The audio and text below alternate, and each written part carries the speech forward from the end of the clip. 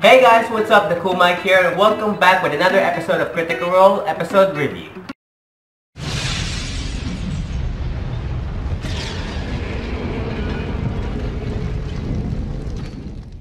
With that being said, let's get it over with the episode. So today's episode is episode 48, which is called Into the Frostworld.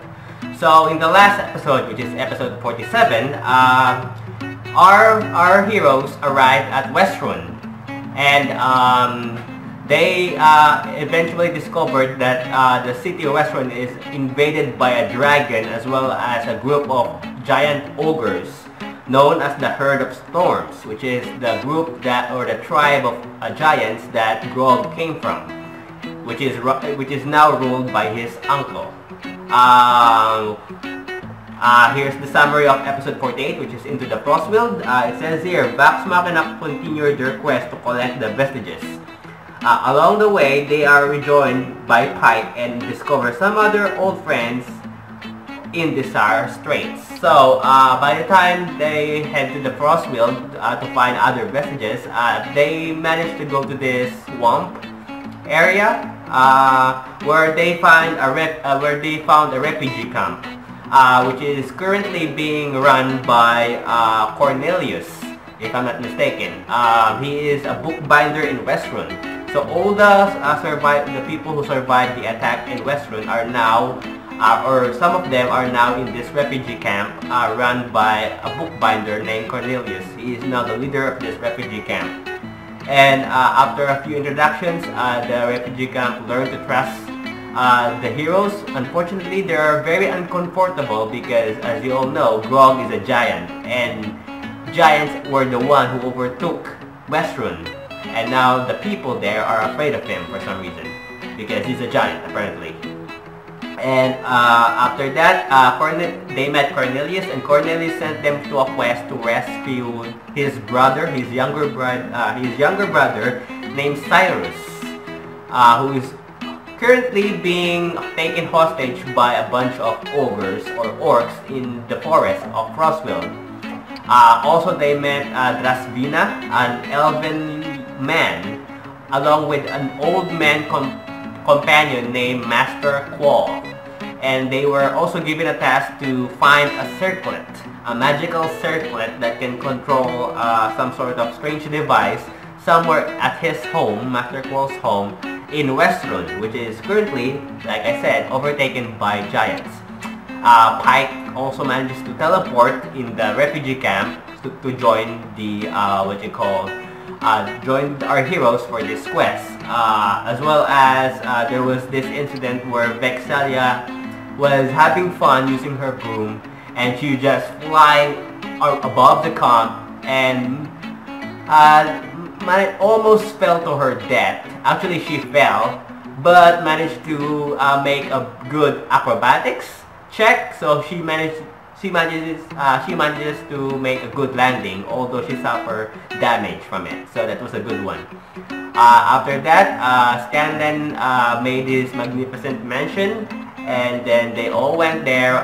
He also showed Pike the painting he got from, I think, from Whitestone. The painting of him riding a horse with Pike, and obviously Pike was laughing.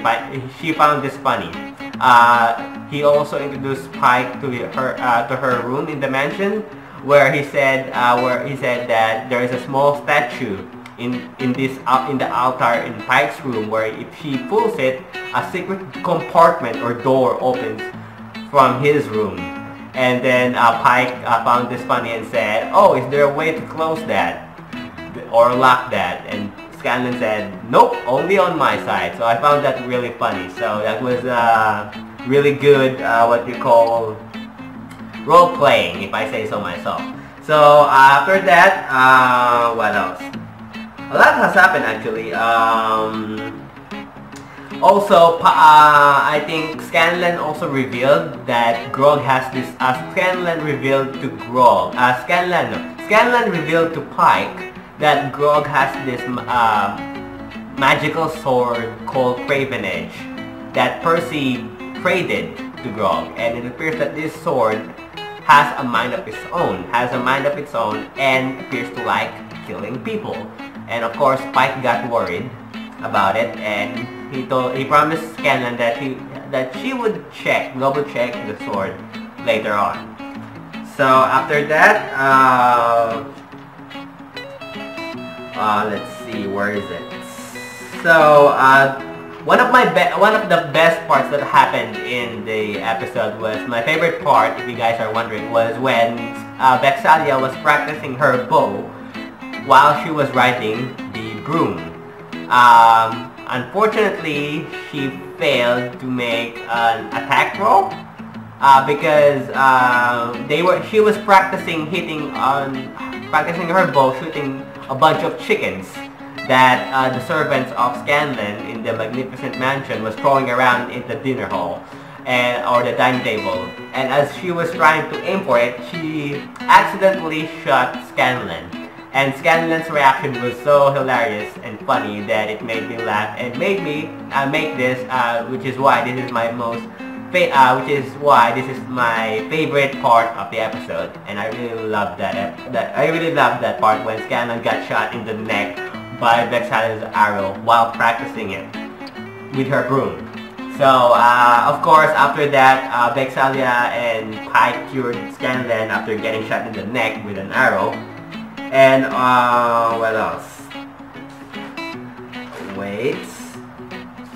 Pretty much, yeah, here's one. While they were traveling and walking through the Frostfield, they encountered a bunch of basilisks, and of course they managed to kill those basilisks. And then after trying to search some loot, they found this series of stones that looks like human remains, or like stonified human remains. And it appears that one of this is Tyriok, the map maker. I'm not sure if you guys remember him, but Tyriok is a map maker that they met in the previous episode.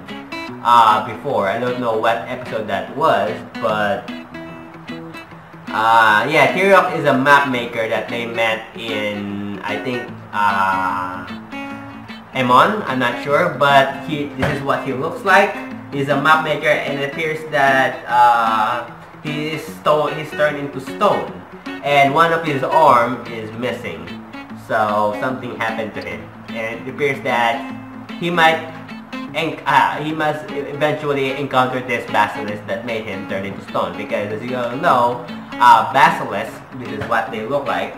If you guys are wondering, basilisk, it's those creatures that can turn you into stone if you look at them in the eye. So it's like Medusa, pretty much. So they appeared at first. Vax was the one who discovered that Tyriok was somewhere behind this remains of a old wall of a building that they found in the middle of the Frostfield. At first, he was having second thoughts of resurrecting him, and then suddenly he remembered that Pike was with them. So he told Pike to, of course, cast greater restoration to him for him to go back, to him to be cured back to normal, and it worked. Unfortunately, one of his arms is missing, and then of course blood starts spilling out of everywhere. And they should have, of course, found his arm first, put it back, and then restore him back to his normal self. That would have been better. Unfortunately, that did not happen. So after that, of course, they cure wounds. Vex'ahlia and Pike cure wounds, I think, Tyriok, so that his arm would be much better. And after that,